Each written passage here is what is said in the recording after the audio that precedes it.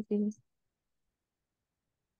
आप सभी का पुनः आज के आखिरी दिन के सेशन में बहुत बहुत स्वागत है। बहुत कुछ हमने पिछले 6 दिनों में सुना, बहुत कुछ परिवर्तन भी अनुभव किया स्वयं के जीवन में। आज अपने को शक्तियों से भी भरपूर कर लेते। मैं आत्मा शक्तिशाली हूँ, जाना है अभी तक। अब मैं शक्ति स्वरूपा बनती हूँ। शक्ति स्वरूपा बनने के लिए क्या चाहिए? एक पिक्चर आपके सामने लेकर आए, जो अभी आप गीत में भी सुन रहे थे। हम सभी उनको बहुत श्रद्धा से पूजते हैं, है ना? दुर्गा। वो दुर्गा कौन है? क्या आठ भुजाधारी कोई स्त्री, कोई देवी आठ भुजाधारी? हम्म कौन है दुर्गा? क्या बोलेंगे हम अपने आप से? दुर्गा कौन है? दुर्गा अर्थात आत्मा की वो शक्ति जिसमें जिसमें क्या है? जिसमें शक्ति। दुनिया को जीतने की शक्ति है ना। दुर्गा कब कहा? दुर्गा मतलब दुर्गति दूर करने वाली। दुर्गा का अर्थ क्या होता है? दुर्गति दूर करने वाली। क्या देवी माँ की सिर्फ पूजा करने से हमारी दुर्गति दूर हो सकती है? सिर्फ पूजा, सिर्फ उसकी स्तुति गाने से हमारी दुर्गति दूर हो सकती है? नहीं हो सकती। हमें अपने ऊपर ही काम करना। हमारी दुर्बलता ही हमारी दुर्गति का कारण है ना? हमारे आत्मिक दुर्बलता ही दुर्गति का कारण है। तो आत्मा को शक्तिशाली कर लेंगे, आत्मा अगर सशक्त हो जाएगी तो दुर्गति दूर हो जाएगी। आत्मा को हमने अबला को क्या बनाया कि अबला तो कैसी है? कैसी है अबला? निर्बल है। हम्म लेकिन दुर्गा का चित्र हमें बताता है कि अबला निर्बल नहीं, अबला सबला है, माने शक्तिशाली है। आप देखें, हमारी जितनी भी देवियां हैं सभी देवी फॉर्म में ही है ना, स्त्रियां ही हैं। हम्म पर वो कैसे? देवताओं को तो इतना शक्तिशाली नहीं बताया। लोग धन मांगने जाते हैं तो देवी के पास जाते हैं ना, विद्या मांगने जाते हैं तो देवी के बात जाते हैं, शक्ति मांगने जाते हैं तो देवी के पास जाते हैं। क्योंकि जो देवी में शक्तियां हैं वो देवी ही देवताओं को एक तरह से है ना शक्ति देती है, ऐसे ही बोला गया ना, दिखाया हमारे शास्त्रों में। हम्म अब ये 8 शक्तियां कौन सी है? क्या दुर्गा के पास ये 8 शस्त्र थे उनके पास दानवों पर विजय प्राप्त करने के लिए? दानव कौन थे? दानव कौन थे एक्चुअली? दानव हमारे ये विकार है। काम, क्रोध, लोभ, मोह, हिंसा, आलस, अलबेलापन, ईर्ष्या, द्वेष, ये सब ही तो हमारे वो है ना, दानव है जो हमें अच्छा बनने ही नहीं देते। हमारी इच्छाएं हमें अच्छा बनने ही नहीं देती है ना। ये हम्म। हमारे दानव है। इन पर विजय प्राप्त करने के लिए हमें शक्तियां चाहिए। हम्म तो कौन सा ज्ञान का तीर लगाना पड़ेगा? तो वो जो अस्त्र शस्त्र है, इसलिए उसके क्या बोलते हैं? अस्त्र शस्त्र, है ना? उनके हाथ में जो वेपन्स होते हैं उनको कहते हैं अस्त्र शस्त्र, माने शास्त्र माने ज्ञान ही अस्त्र है। ठीक है? ज्ञान ही अस्त्र शस्त्र है। ठीक है? हम्म। शास्त्र मतलब ज्ञान ही अस्त्र है। तो वो कौन से अस्त्र है देखते हैं। उनके वेपन, पहला पहला उनका जो है, देखते हैं पहली जो शक्ति चाहिए। 8 शक्तियों के बारे में जान लेते हैं। वो 8 शक्तियां कौन सी है? पहले बेसिक बेसिक, पहले है पावर टू पेकअप पैकअप या संकीर्ण करने की शक्ति, समेटने की शक्ति। हम्म समेटना है। यहाँ पर आपके स्क्रीन पर बैगेज दिखाए है ना, सूटकेसेस दिखाए हैं, लेकिन आखिर हमें समेटना क्या है? हम जब इस दुनिया में आए थे तो एक शुद्ध पवित्र आत्मा, हमने जाना, पिछले कल भी जाना, पहले भी जाना कि मैं आत्मा परम धाम से अवतरित हुई हूँ। अपनी 7 7 गुण और 8 शक्तियों को लेकर अवतरित हुई थी मैं। इसलिए मैं आत्मा सतोगुणी कहलाती हूँ। मैंने उन गुणों के साथ साथ इस दुनिया में जन्म मरण के चक्कर लगाते लगाते, जब तक मैं द्वापर में आई तो मेरी आत्मा की शक्ति 50% कम हो गई। और मैंने आत्मुज आत्मा ने क्या किया? बाहर के वातावरण में उस समय जो नेगेटिविटीज थी उनको पिक करना शुरू करा है। आत्मा ने वो धारण कर, तो पहला नेगेटिविटी, आत्मा अपने मूल स्वरूप को भूल गई। मूल स्वरूप क्या है? मैं आत्मा शक्तिशाली हूँ, प्रेम स्वरूप, शांत स्वरूप, शक्ति स्वरूप, मैं ज्योति बिंदु आत्मा हूँ। ये भूल कर मेरे को याद रहा कि मैं कौन हो गई? मैं देहधारी हूँ। हम्म।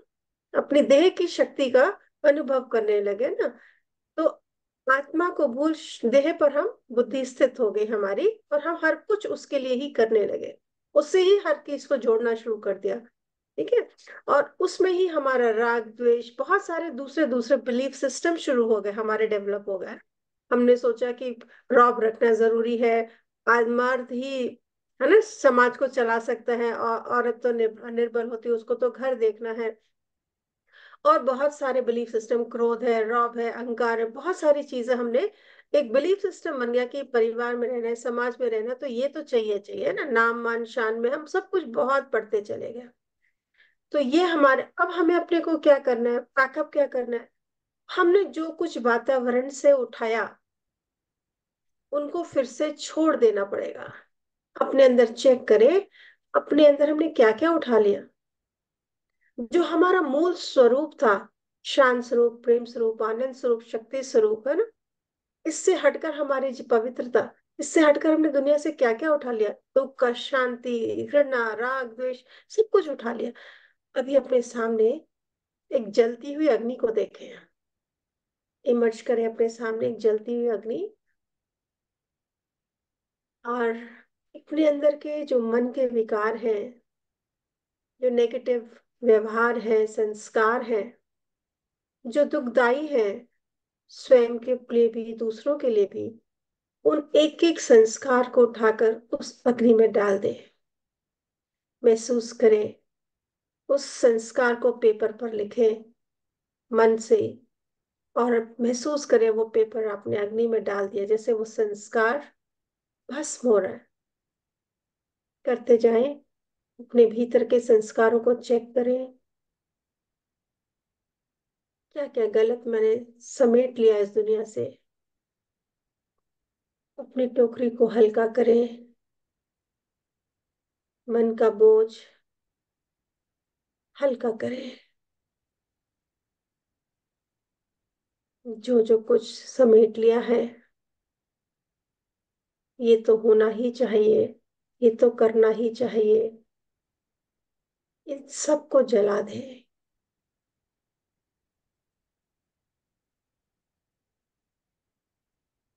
जो दुनियावी मर्यादाएं हैं, दुनियावी नियम है, उनको जला दें। जो मेरा और मेरापन है, जितना भी मैंपन और मेरापन है, उसको भस्म कर दे। क्या क्या मेरा है? सब कुछ तो परमात्मा का दिया हुआ है। इस दुनिया से तो हम कुछ भी नहीं ले जा सकते। ये देह भी तो मेरी नहीं है, इससे अपना ममत्व निकाल दे। मैं तो ज्योति बिंदु आत्मा हूँ। न देह, न देह के संस्कार, न देह के संबंध, न देह का पदार्थ, कुछ भी मेरा नहीं है। जिसे आज तक अपना समझा है, उसे इस अग्नि में भस्म कर दे। सब कुछ बाबा का है, बस एक बाबा मेरा है, और मैं बाबा की हूँ।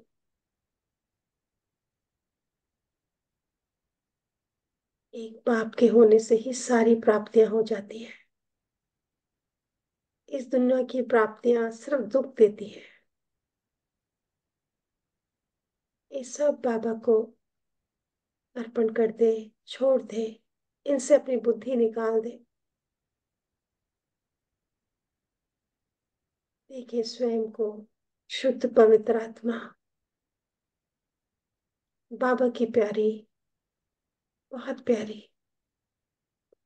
क्योंकि जब तक इनको नहीं छोड़ेंगे, अपने सत्य में नहीं स्थित होंगे, तब तक बाबा का प्यार, बाबा की शक्तियों को महसूस नहीं कर पाएंगे, यूज नहीं कर पाएंगे।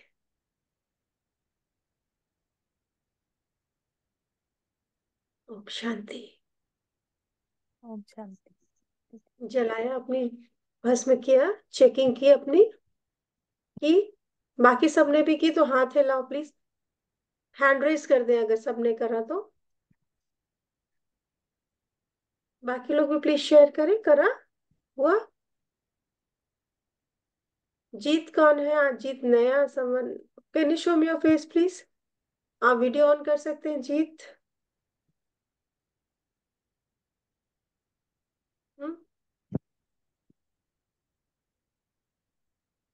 ओके, फिर हम आगे चलते हैं। दूसरी शक्ति है, दूसरी शक्ति है, कौन सी होनी चाहिए? समेट लिया, सहने की शक्ति है, ठीक है। दूसरी शक्ति है सहन करने की शक्ति। हम्म, सहन करने के लिए क्या करना पड़ेगा? हम्म, सहन करने के लिए आप कब सहन कर सकते हैं? सहन करना ये नहीं होता कि हम मर मर के सहन करें, ना, कि हमने कहा कि हम कब तक सहन करें और कितना सहन करें, क्या ये सहन करना है? क्या ये शक्ति है या निर्बलता है? सहन करना इसको कहते हैं, जैसे आप देख रहे हैं पिक्चर में स्क्रीन पर अपने, उस बच्चे ने पत्थर मारा फल पर, पेड़ पर, और पेड़ ने अपने अपना फल उसे दे दिया, खुशी खुशी। पेड़ को दुख नहीं हुआ उसको देने के बाद। उसने ये नहीं कहा उसने मुझे पत्थर मारा, उसने उसको जो चाहिए था वो दे दिया। बच्चा भी संतुष्ट और पेड़ भी संतुष्ट होता है। हम्म, यहाँ पर क्या चाहिए? देने का भाव अगर हमारे अंदर होगा तभी हम टॉलरेट कर सकते हैं, है, उसको हम सहन करना कर। जैसे माँ होती है, जब तक हमारे अंदर किसी के लिए मातृत्व की भावना नहीं होगी, ममतामय मन नहीं होगा, ना प्रेममय नहीं होगा, सब मेरे अपने हैं ऐसी फीलिंग नहीं होगी, तब तक हम सहन नहीं कर सकते। तब तक हम कहते हैं हम कब तक करें, वो तो फिर वीकनेस हो जाती है ना। वो तो शक्ति नहीं है आत्मा की, वो तो मजबूरी है। शक्ति मजबूरी नहीं होती, शक्ति में सेटिस्फैक्शन होता है, खुशी होती है। जैसे एक माँ होती है, उसका बच्चा कितने टैंट्रम्स थ्रो करता है ना, कितने तंग करता है, छोटा छोटा बेबी होता है जो, वो मारता भी है आपको, फेंकता भी आपके ऊपर चीजें, क्या माँ उस पर वैसे ही करती है? क्या माँ ने कभी बोला कि रात भर बीमार पड़ा है, मैंने पट्टियां रखी है, अब मैं नहीं करूंगी इसका, कब तक करूं मैं? उठाकर बाहर फेंक देती है? नहीं। नहीं करती है ना। बच्चा बड़ा भी हो जाता है तभी भी वो अगर उसका व्यवहार ठीक नहीं जाता है तो भी क्या माँ ऐसे बोलती है कि तू निकल जा घर से? हम्म, नहीं। ऊपर से बोलती भी है तो भी अंदर से उसके लिए कैसी रखती है, उसकी उसकी भावना कैसी होती है? उसके लिए वो भगवान से प्रे करती रहती है, प्रार्थना करती रहती है कि इसको सद्बुद्धि मिल जाए, ये ठीक हो जाए। उसके प्रति अपनी शुभ भावनाएं रखती है कि हो जाएगा ठीक। कोई बुरा भी बोलता तो क्या बोलते, नहीं वो ठीक हो जाएगा, कोई नहीं ठीक हो जाएगा, अभी बच्चा है संभल जाएगा, है ना, उसके प्रति शुभ भावना रखते हैं। उसको हम सहन शक्ति, तो उसमें आपको नेगेटिव फीलिंग नहीं आती, उसके प्रति रहम भाव रहता है, उसके प्रति शुभ भावना रहती है। हम्म, उसके प्रति परमात्मा की दुआओं वाली भावना रहती है ना, कि दुआएं देते ही रहते हैं, नॉन स्टॉप दुआएं देंगे। वो गलत करता रहेगा, आप दुआएं देते ठीक हो जाएगा, हो जाएगा, हो जाएगा, बहुत अच्छा, है ना। तो जब तक हमारे मन में किसी के प्रति शुभ भावना नहीं है, क्षमा भाव नहीं है, रहम भाव नहीं, तब तक हम सहन नहीं कर सकते। तब तक वो मजबूरी वाला सहन जो एक दिन आपको तोड़ देता है, वो तो नेगेटिविटी है। जब हम इसमें हमारे अंदर उठाने की भावना होती है, माँ का प्यार हमेशा किसको क्या करता है? बच्चे को उठाता है ना, उसके अंदर बल भरता है ना, होपलेस को होपफुल बना देता, नहीं नहीं तू कर सकता है, तू कर लेगा, है ना, कोई बात नहीं, कोई बात नहीं, तो चिंता मत कर, हो जाएगा। कितना भी गुस्सा दिखाता है, कहते हैं, कोई नहीं कोई नहीं ठीक हो जाए, उसको प्यार करके शांत करते हो आप, है ना। तो जब तक हमारे अंदर वो उठाने की भावना नहीं होगी, उसके प्रति स्नेह भाव नहीं होगा, शुभ भावना शुभ कामना नहीं होगी, तब तक हम टॉलरेट नहीं कर सकते। तो टॉलरेट करना अर्थात उनके प्रति वो भावनाएं रखना, शुभ भावना शुभ कामना स्नेह, ठीक है, तभी हम उसको सहन कर पाते हैं। हम्म, उसके प्रति क्षमा भाव हमेशा रहता है, कुछ भी करता है लेकिन क्षमा कर कर हम आगे बढ़ते हैं और उसको भी आगे बढ़ाते हैं। ये है सहन करना। तो अपने अंदर देखें कि आपको कहाँ कहाँ सहन करना पड़ता है, अपने जीवन में देखें।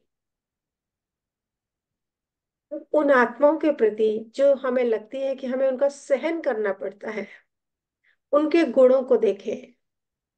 आपके परिवार को सहन करना पड़ता है बातें, आपको कई बार हर एक आत्मा के गुण को देखें, उनकी विशेषता को देखें। आपके परिवार के हैं, संबंधी हैं, रिश्ते नाते हैं, या पड़ोसी हैं, कोई ऐसा व्यक्ति जो आपके जीवन में, जिसके लिए आपको लगता है सहन करना पड़ता है, और चारों तरफ ही आज हमें ऐसा ही महसूस होता है। उनके गुणों और विशेषताओं को देखें, एक गुण एक विशेषता हर व्यक्ति की देखें, और उनके माथे पर उनकी वो विशेषता या गुण लिख दें।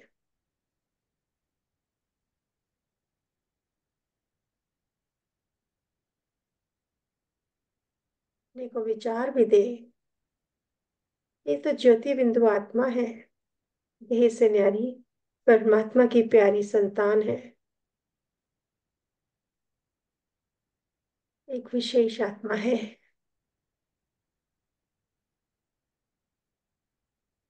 मेरे पिता की संतान विशेष आत्मा है। उनके प्रति अपनी भावना को चेंज करें, उनके गुणों को देखें, और उस गुण को अब व्यवहार में लाए, संबंध में लाए।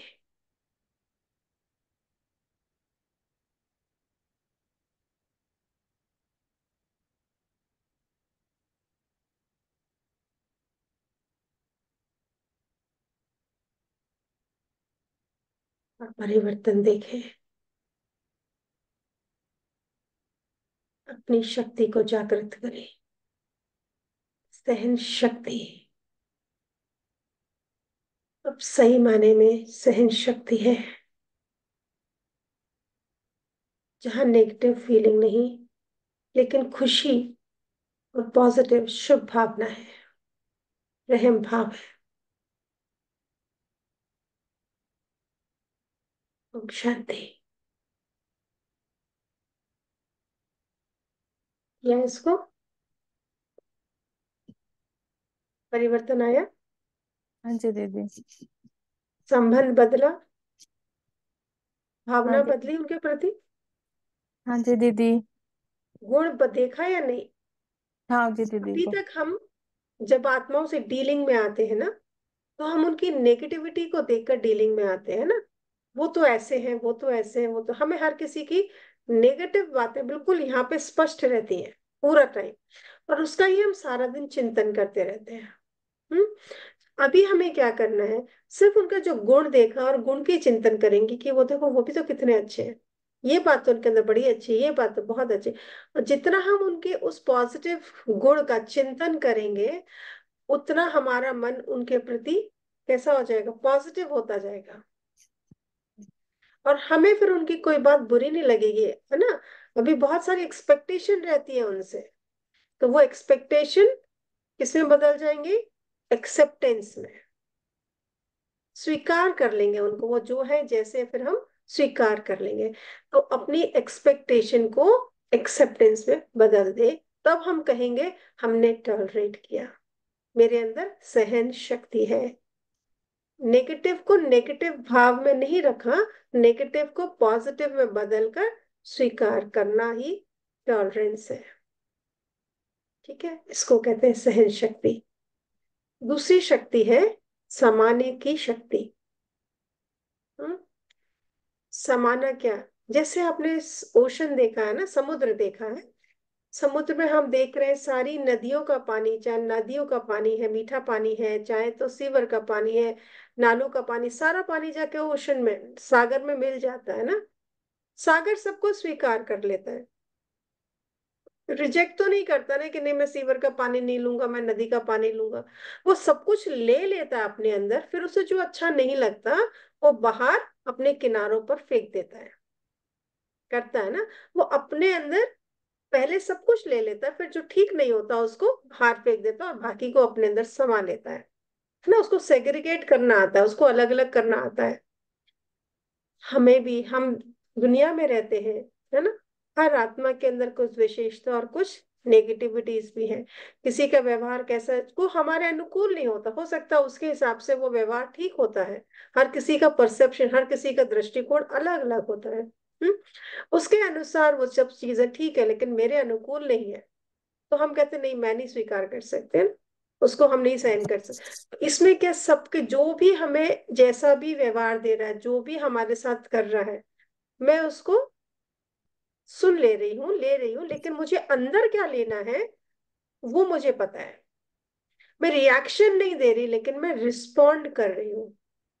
ठीक है, रिएक्शन देना एकदम से उनके प्रति, जैसे चिल्ला पड़ते हैं, इरिटेट हो जाते हैं, कुछ बात बोल देते हैं ना, अपने बॉडी लैंग्वेज से शो कर देते हैं, कई आवाज से शो कर देते हैं, वो नहीं करना। लेकिन उन्होंने क्या बोला उसको समझकर उसको पॉजिटिव में चेंज करा और अंदर ले लिया। जो काम का नहीं था उसको इग्नोर कर दिया, लेट गो कर दिया। किसी ने हमें बहुत बुरा भला बोल दिया, हमें लग रहा है उसने क्यों बोला, हमने तो कुछ ऐसा नहीं कहा, वो हमेशा ही मेरे साथ बुरा करता रहता है। तो हमारे अंदर भी उनके प्रति दृष्टिकोण कैसा, वो ना ऐसे ही बोलेगा मेरे लिए, है ना। उसका मन करा बोला, लेकिन मेरा मन, मैं जानती हूँ कि वो भी तो एक शुद्ध पवित्र आत्मा है। उसके करने पर मेरा व्यवहार ना बदले, इसको समाने की शक्ति कहते हैं। मैं उसको फिर भी एक शुद्ध पवित्र भगवान की बच्चा है समझ के उससे बात करी, उसके प्रति कोई मैंने नेगेटिविटी डेवलप नहीं करी। ठीक है, मैंने उसके प्रति कोई नेगेटिव भाव नहीं डेवलप करा, लेकिन उसके नेगेटिव को पॉजिटिव में बदल कर स्वीकार किया कि ठीक है, उसका मन होगा, उसका बोल दिया, कोई बात नहीं। मुझे ये बात अच्छी नहीं लग रही तो मैं उस बात से किनारा कर लेती हूँ। मैं उस बात को सुनी अनसुनी कर सकती हूँ, वो तो मेरे अंदर शक्ति है ना, वो तो आत्मा में शक्ति है कि मैं कौन सी बात को सुनूं कौन सी ना सुनूं। मैं बात को सुनी अनसुनी कर सकती हूँ, लेकिन अपने व्यवहार में उसको ना लेकर आए। ठीक है, अपने व्यवहार से उसको ना दिखाएं कि हमने आपको रिजेक्ट करा है। इसको कहते हैं समाने की शक्ति। हम्म। तो देखें, अभी फिर से अपने अंदर जाएं, ऐसी कौन सी आत्माएं हैं जो हमारे अंदर सारा दिन डिस्टरबेंस क्रिएट करती हैं।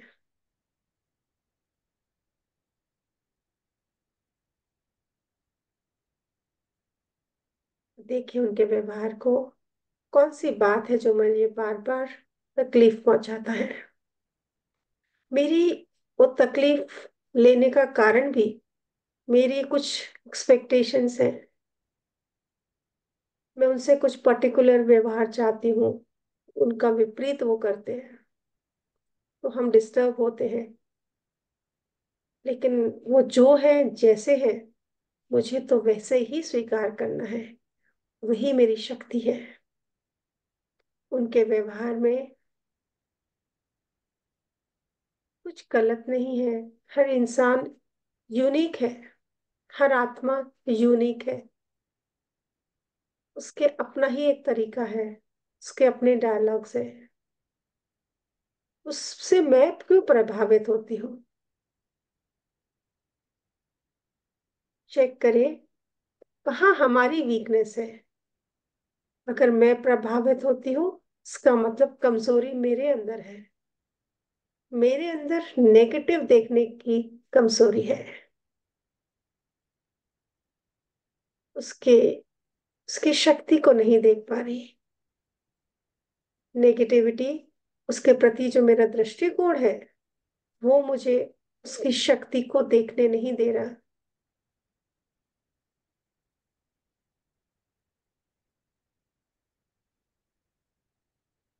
उसको हटा दे, अपनी एक्सपेक्टेशन को हटाकर उसको देखे,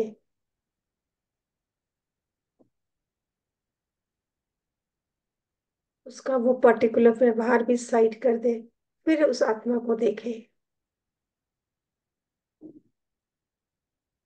तो जरूर हम उसके साथ एडजस्ट कर सकते हैं।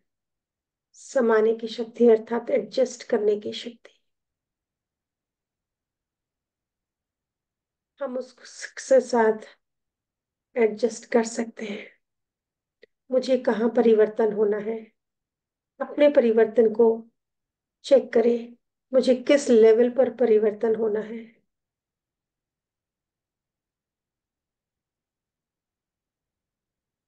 अपने लिए अपना परिवर्तन चुने, अपने दृष्टिकोण का, अपना परिवर्तन देखें। वो परिवर्तन करने से परिस्थितियां बदल जाती है, आत्मा की शक्ति बढ़ जाती है, आपके मन की खुशी बढ़ जाती है, हल्कापन आ जाता है।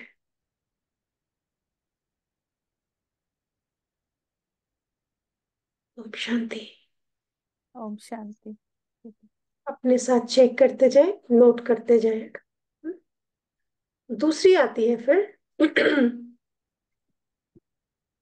स, सामना, सॉरी, हाँ, परखने की शक्ति है। हम्म, परखने की शक्ति। जैसे इसमें दिखाया है कि एक जौहरी जो होता है वो बहुत पारखी होता है, वो डायमंड्स को परखने में गलती नहीं करता। कोई भी रतन उसके सामने जाता है, हीरा जाता है, तो उसे पता है कौन सा हीरा कितने कैरेट का है ना। वो महंगे को सस्ता, सस्ते को महंगा नहीं करता। वो बिल्कुल ठीक से उसकी कमी को पहचान पाता है और उसके हिसाब से उसको अलग अलग रेट्स में डालता है ना। हम आत्माएं भी पारखी है, लेकिन वो कब देख पाता है? वो आपने देखा, उसके अपने ऊपर लेंस लगा के रखा है।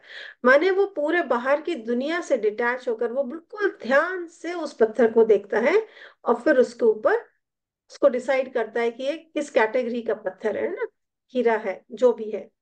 तो हमें भी, हम अपने जीवन में, आपने देखा होगा, महसूस भी किया होगा कि जब भी कुछ करने जाते हैं तो हमारा मन में, उसने किसी व्यक्ति को भी मिलते हैं तो हम, किसी ने हमें उस व्यक्ति के बारे में क्या बताया हुआ है, उसके आधार से अपना दृष्टिकोण बनाते हैं और उससे उसको मिलते हैं, है ना।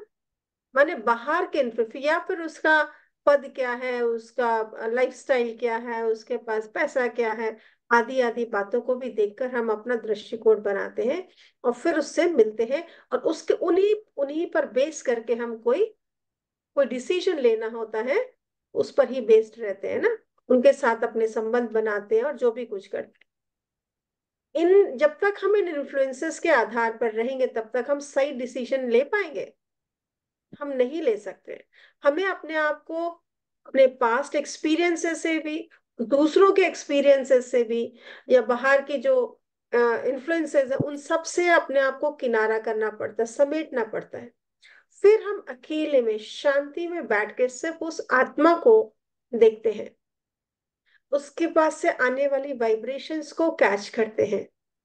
जितना मन शांत होगा, जितना पवित्र होगा, शुभ भावना से भरपूर मन होगा, किसी के प्रति कोई इल फीलिंग से फ्री होगा, नेगेटिव भावना से फ्री मन लेकर फिर हम उसको अगर जानने की कोशिश करते हैं उस व्यक्ति या परिस्थिति को, तो हम उसकी सही नव्स पता कर पाते हैं, उसकी हकीकत को हम जान पाते हैं और हम धोखा नहीं खाते हैं।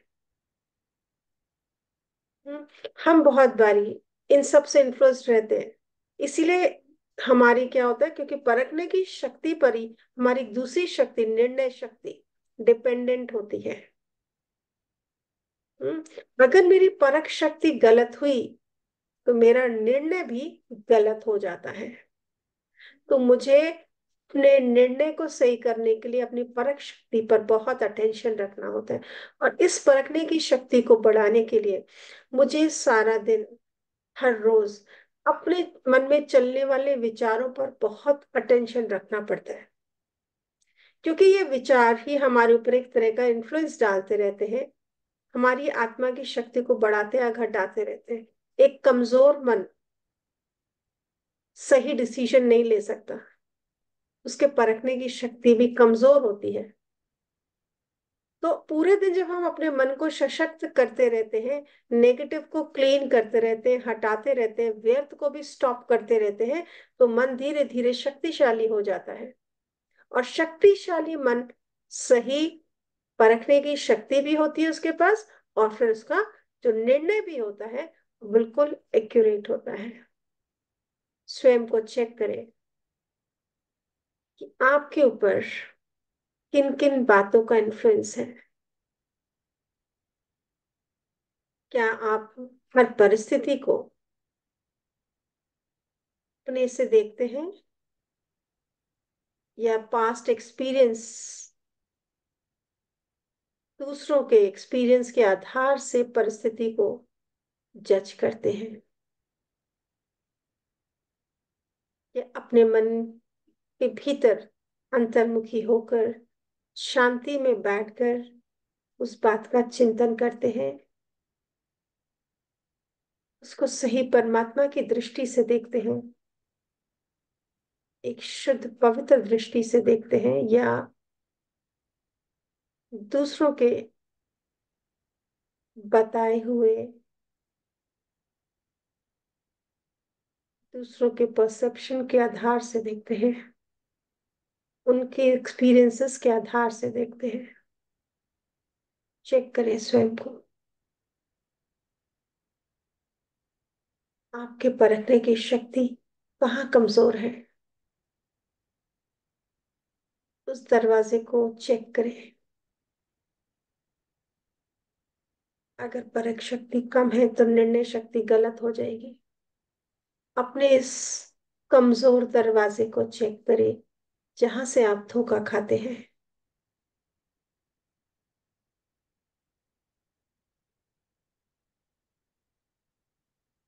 कच्चे कान हैं,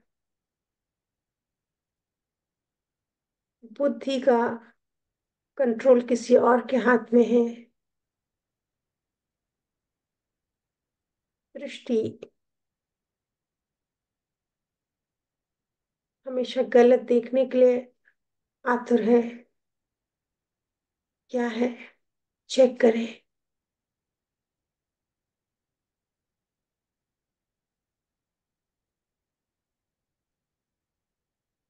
और उस दरवाजे को बंद करें।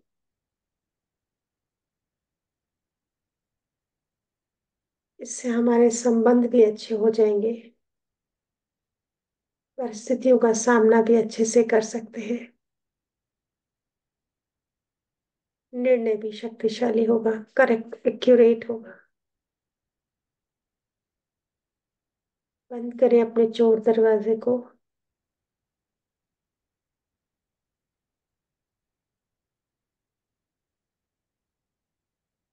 गहराई से अंदर चेक करें।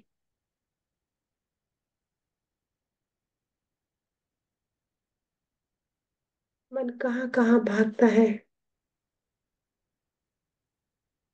मन में शांति क्यों नहीं आ रही है, मन स्थिर क्यों नहीं होता। चेक करें।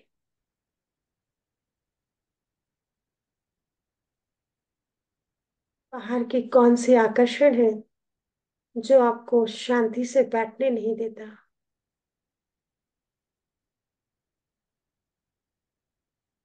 कहाँ अपने को इतना बिजी रखते हैं जो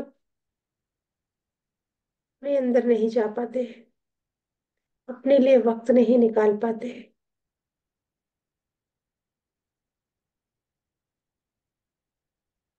चेकिंग करें।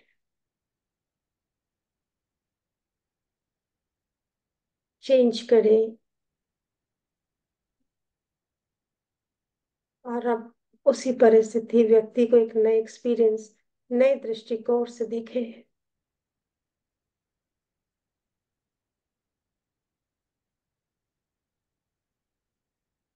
और डिसीजन ले, निर्णय करें।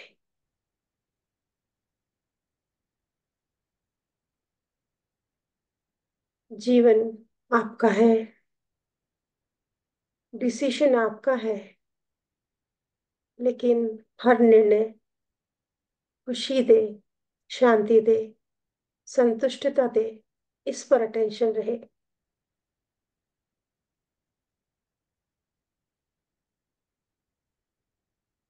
ओम शांति। ओम शांति। अंदर जाएंगे, चेक करेंगे, करा।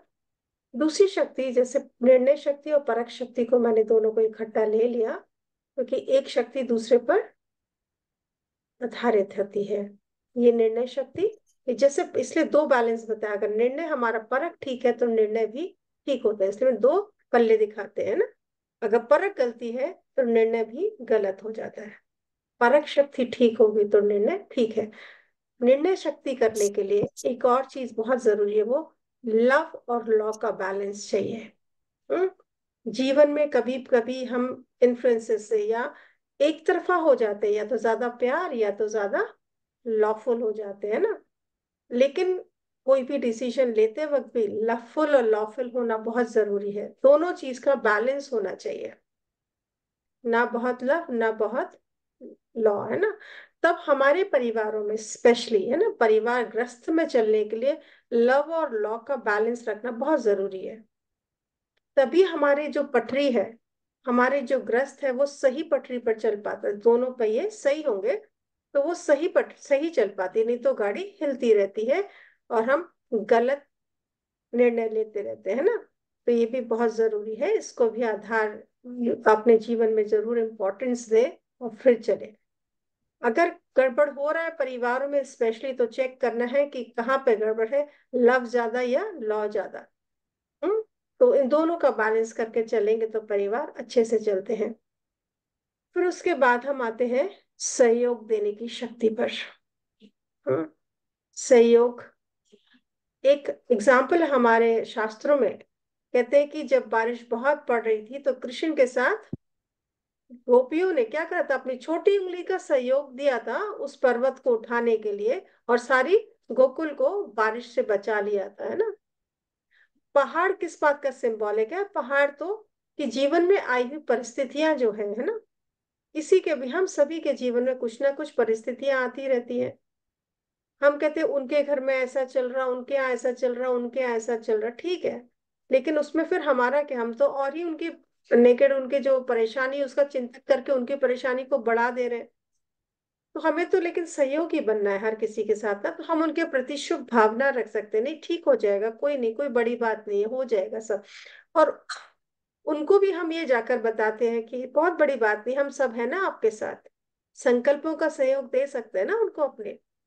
तो हमें किसी भी व्यक्ति को आगे बढ़ाने के लिए, परिस्थितियों के लिए, अपने गुणों का, अपनी शक्तियों का, अपने संकल्पों का, अपने स्वभाव का, अपने संस्कारों का, स्वभाव का सहयोग परिवार में और बाहर वालों को, सबको देना चाहिए।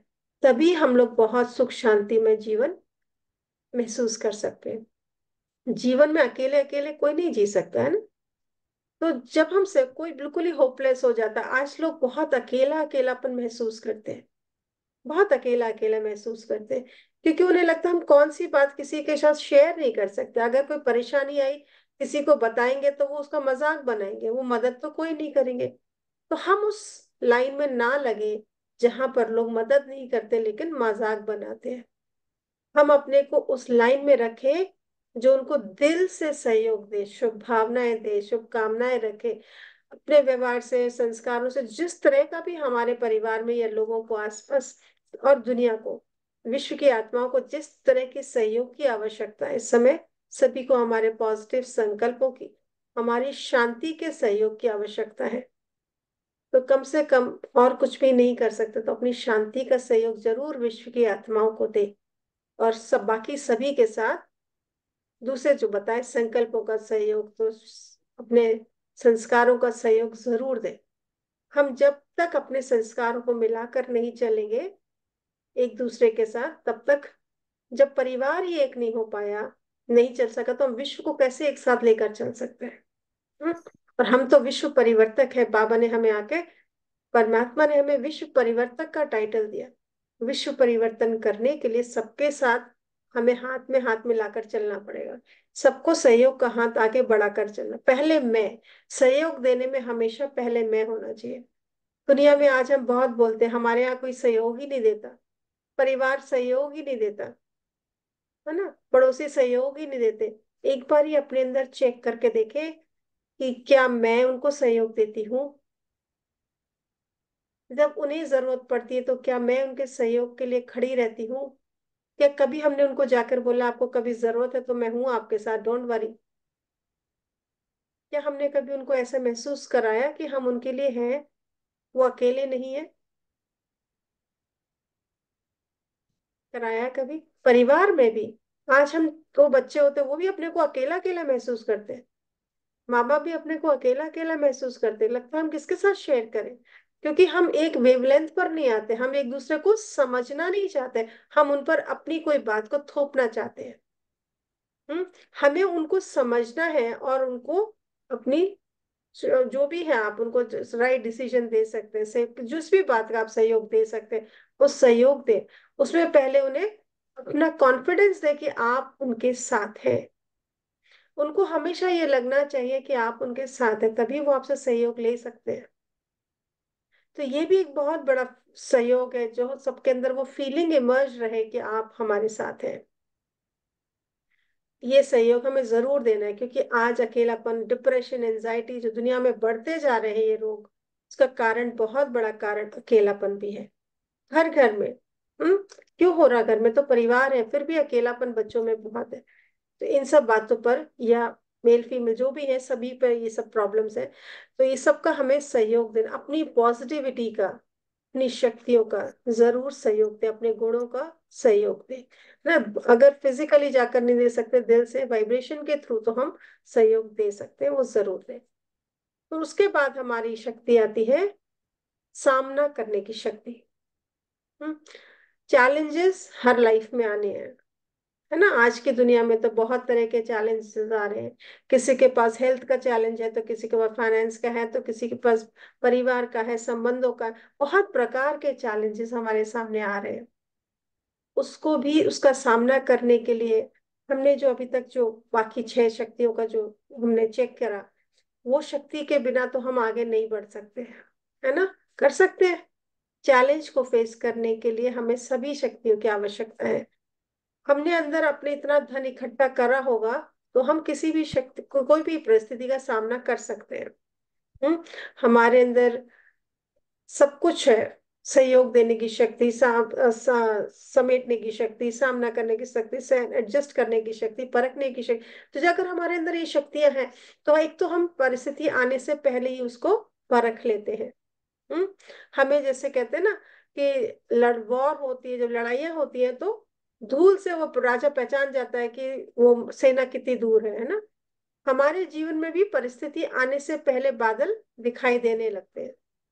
हम कहते हैं ना, व्यवहार कुछ ऊपर नीचे हो रहा है, उनकी कुछ बॉडी लैंग्वेज कुछ और बता रही है। तो हमारे, हमें वो नजारे नजर आने लगते हैं। अगर हमारा मन साफ है, बुद्धि शांत है, तो आप कैच कर पाते हैं। उसी वक्त उनके प्रति शुभ भावना देने लगे, बाबा से कनेक्ट होकर उनको वो शक्ति का दान देने लगे, तो परिस्थिति क्या होगी? आएगी और निकल जाएगी। ठीक है। और आ भी गई तो भी परमात्मा की शक्ति का सहयोग रहेगा, तो वो पार करना बहुत आसान हो जाएगा। ठीक है। तो सामना करने की शक्ति ऑटोमेटिकली हमारे अंदर आ जाती है। और आखिरी शक्ति है पावर टू विड्रॉ, समेटने की शक्ति। हम्म अब इसमें कैसे ऐसे इसको दिखाया, टोटा इसको इसको इसको दिखाया है, तो क्या बोलेंगे इसको हिंदी में, कछुए को दिखाया है। तो ये कछुआ क्या करता है? कर्म करता है और उसके बाद अपनी सारी कर्मेंद्रियों को अपने अंदर समेट लेता है। हम्म और फिर अपने शांति में रहता है। एक तो जानवर में भी इतनी अकल है कि व्यर्थ व्यर्थ में नहीं जाना है ना, अपनी शक्ति को छीन नहीं करना है। क्योंकि अगर व्यर्थ में आप बाहर होगे, तो कोई भी जानवर इसको आके खा सकता है। हम्म तो इन लोग क्या, इनके लिए प्रोटेक्शन कैसे होता है कि अपना काम करो और अपने अंदर में समेट लेता है, तो फिर कोई भी इसको खा नहीं सकता, इसको हर्ट नहीं कर सकता। हम आत्मा क्या, हमारे अंदर भी ये समझ होना बहुत जरूरी है कि आपको जिससे जितना मतलब है, जितना आपको अपने बुद्धि को चलाने की आवश्यकता है, जिस काम के लिए जितनी शक्ति या जो भी आपको यूज करना है यूज करें। उसके बाद उसको व्यय ना करें, व्यर्थ में वेस्ट ना करें। हम्म समेट ले, फुल स्टॉप लगाए, व्यर्थ में मुझे नहीं जाना, क्या करना है, किसी की यहाँ वहां की बातों से मुझे क्या लेना देना। अपनी शक्तियों को वेस्ट ना करें, है ना। बहुत ज्यादा ओवर टू मच में हम काम भी बहुत ज्यादा, आपको किसी किसी को, जैसे अगर हम सफाई कर रहे हैं, किसी को टू मच में सफाई में करना है ना। अब सारा टाइम आपने उसी में वेस्ट कर दिया, एक्स्ट्रा एनर्जी जा रही है ना। रोज अलमारियां खोल के बैठ कर रोज समेट रहे हो, रोज रोज सारा कुछ करें, या टू मच हम किचन में भी बहुत सारा कुछ बनाते रहते हैं। अपनी सेहत के अनुसार आज हमें इतना सारा कुछ खाने की आवश्यकता नहीं होती है। जितना हम कंट्रोल रखेंगे, ना, मन को चंचल, इन सब बातों से मन चंचल होता है, आत्मा की शक्ति कम होती है। तो जितना अपने को समेटते जाएंगे कि जो जरूरत है वो जरूर करें, लेकिन ओवरडू ना करें। बहुत सारा कुछ बनाए जा रहे वो सब नहीं। बहुत सारा कुछ करे ही जा रहे, करे, बहुत सारे लोगों का आना जाना, ये हम भी बहुत ज्यादा आना जाना करें, सब टू मच नहीं। जितना समाज के लिए व्यवहारिक होने की जरूरत है बस उतना ही रहे। टू मच में आजकल हम बहुत ज्यादा किटियों में जाते हैं, बहुत ज्यादा आउटवर्ड बहुत ज्यादा हो गए ना। उसकी आवश्यकता नहीं होती, बहुत ज्यादा आने जाने की आवश्यकता नहीं है। जितना हो सके अपने आप को समेट कर रखे, क्योंकि जितना बाहर जाएंगे थोड़ा ना थोड़ा नेगेटिव के इन्फेक्शन लग जाता है। कुछ गलत देख लेते हैं, सुन लेते हैं, उस पर चिंतन चल जाता है। तो उसके लिए पहले जरूरी है कि अपने मन को समेटे, बाहर की दुनिया से थोड़ा थोड़ा अपने आप को भीतर समेटते जाए। फिजूल में बहुत सारा सारा दिन फोन पर बैठे रहते हैं। आज तो फोन हाथ में, बाहर जाने की इतनी जरूरत ही नहीं पड़ती। काम करते करते भी फोन ऑन रहता है, पूरे टाइम फोन चलते रहता है ना। सुबह 100% होता है, दोपहर तक ही जीरो हो जाता है, वो फिर दोबारा चार्ज करते हैं। हम्म। तो फोन पर तो बहुत सारी एनर्जी भी, अब कौन सा चिंतन कर रहे थे, क्या काम की बातें कर रहे होते? काम की तो शायद एक ही बात थी, उसके बाद तो और बताओ जी, और बताओ जी, और बताओ जी, है ना। वो सब नेगेटिव चिंतन है। उसमें आपकी और उस सामने वाले दोनों की आत्मा की शक्ति कमजोर हो रही है। हम नॉर्मली देखते हैं कि हम इतना ज्यादा फालतू चिंतन करते हैं कि जब हमें समय जरूरत पड़ती है उस शक्ति की, सपोज उसके बाद कोई परिस्थिति आ गई घर में, है ना, तो आत्मा इतनी थक चुकी है कि आप उसको, उसके ऊपर कोई डिसीजन नहीं ले पा रहे हैं, क्योंकि आत्मा के पास शक्ति नहीं है अभी। हम्म। कुछ और करना पड़ गया तो आप कहते हैं, मैं तो बहुत थक गई अभी, अब तो मेरे से हो ही नहीं रहा, मेरा बुद्धि नहीं चल रही है, मेरा दिमाग तो पूरा खाली हो गया, क्योंकि बहुत सारी बातें फालतू की कर ली, गॉसिप कर ली, है ना, इधर उधर की। तो मन खाली हो चुका, दिमाग में काम नहीं कर रहा, वो बैटरी डिस्चार्ज हो चुकी है। अब हमें इस समय जरूरत है उसकी, तो हम यूज नहीं कर पाते। फिर कहते हैं आप योग लगाओ, तो योग लगेगा ऐसी बुद्धि का? कमजोर बुद्धि। योग लगाने के लिए बुद्धि बहुत शक्तिशाली चाहिए, बाहर के बातों से, इन्फ्लुएंसेस से फ्री चाहिए, उसको बाहर के संबंधों से फ्री चाहिए। हम्म। तो हम नहीं लगा सकते। वो योग लगाना तो बहुत बड़ी बात है। ज्ञान की भी दो बातें अगर अच्छी बातें कहो तो कहेंगे हमें नहीं समझ में आती ये बातें। बहुत लोग आजकल क्या बोलते हैं, उनको कुछ अच्छी बात बोलो, कहते हमें नहीं समझ में आती, बड़ी भारी भारी बातें हैं। हमें नहीं समझ, क्यों नहीं आती? क्योंकि सारा दिन जो शक्ति का व्यय कर दिया, तो अब एक अच्छी बात ग्रहण करने के लिए आत्मा के पास शक्ति नहीं होती। तो इसके लिए अपने को बहुत बहुत बाहर की बातों से बचा कर रखना है। जितना हो बस काम करो, और फिर वापस अपने अंदर, मैं कौन? ज्योति बिंदु आत्मा, शांत स्वरूप, शक्ति स्वरूप, आनंद स्वरूप। मेरा कौन? परमात्मा, शांति का सागर, प्रेम का सागर, आनंद का सागर। बस इतना ही बहुत है हमारे लिए। इससे ज्यादा की जरूरत नहीं, इससे ज्यादा की चिंतन की आवश्यकता नहीं।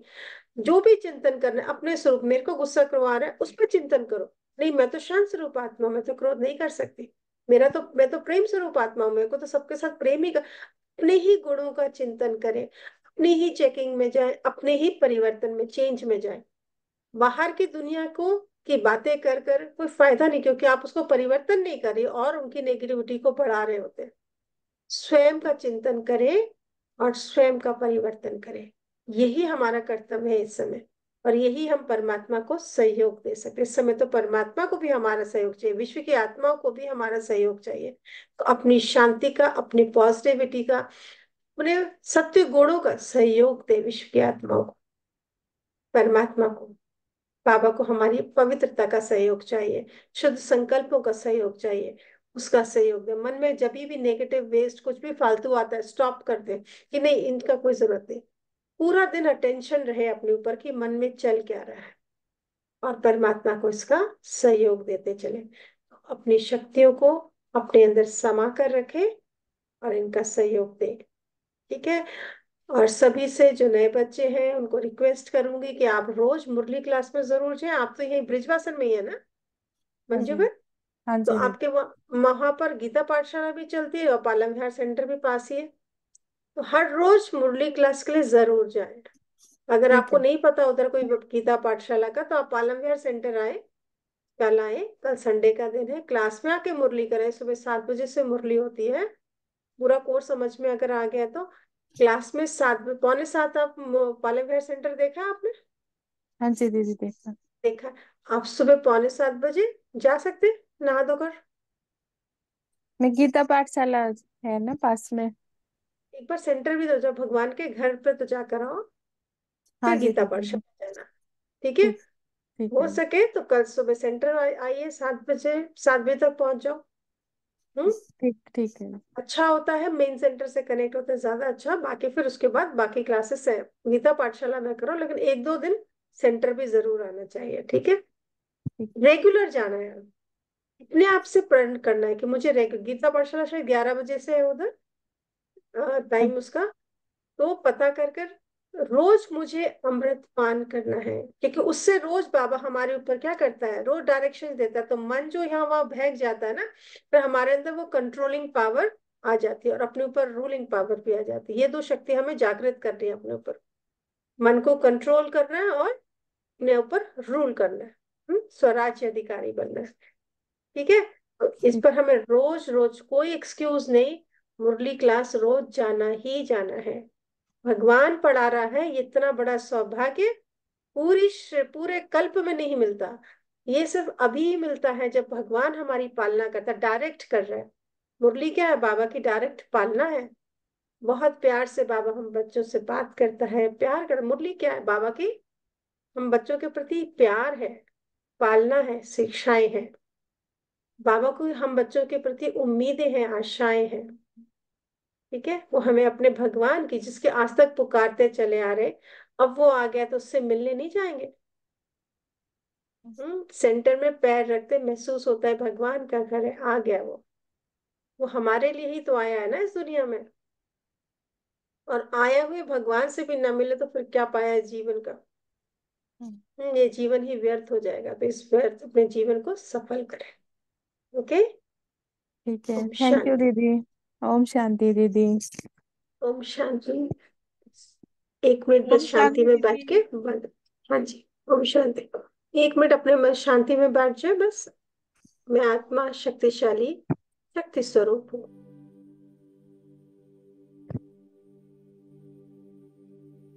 मैं ज्योति बिंदु आत्मा, इस देह से न्यारी परम धाम निवासी हूँ।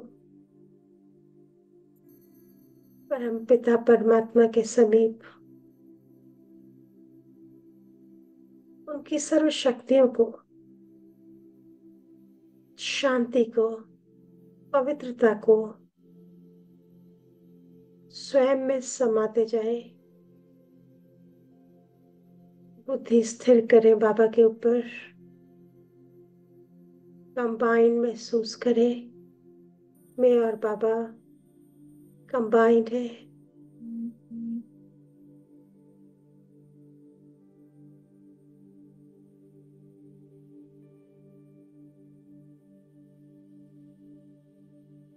परमात्मा से प्राप्त हुई शक्तियां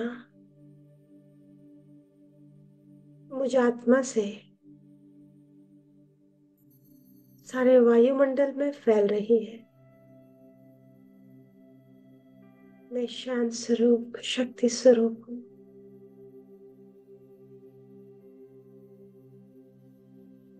शांति और शक्ति के वाइब्रेशंस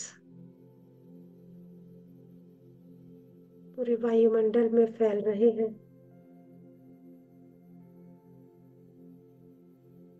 विश्व की हर एक आत्मा शांति और शक्ति संपन्न बनती जा रही है, निर्विघ्न बन रही है। अपनी बुद्धि बाबा के ऊपर ही एकाग्र करें।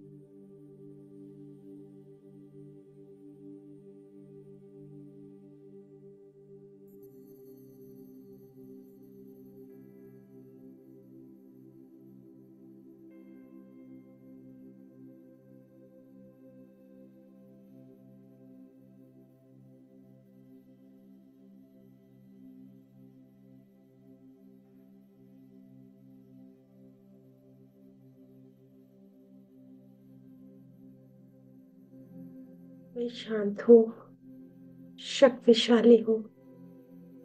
जहाँ शांति है वहाँ शक्ति है ही है, वहाँ स्नेह है ही है। वहां सबके प्रति शुभ भावना, शुभकामना है ही है।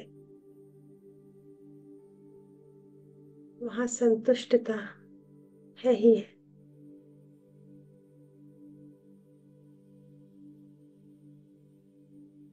शक्तियों से भरपूर अनुभव करते हुए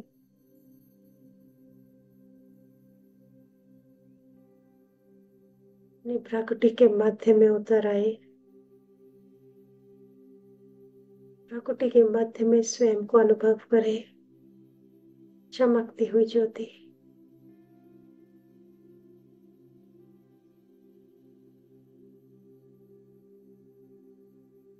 ओम शांति। ओम शांति। ओम शांति।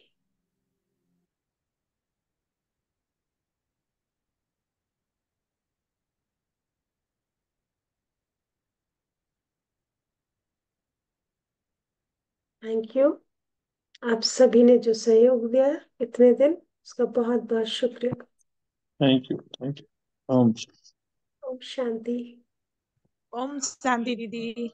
ओम शांति। ओम शांति। थैंक ओम यू शांति। दीदी। ओम शांति। ओम शांति। थैंक यू सो मच दीदी। ओम शांति। Thank you. आप लोग का भी बहुत बहुत थैंक्स।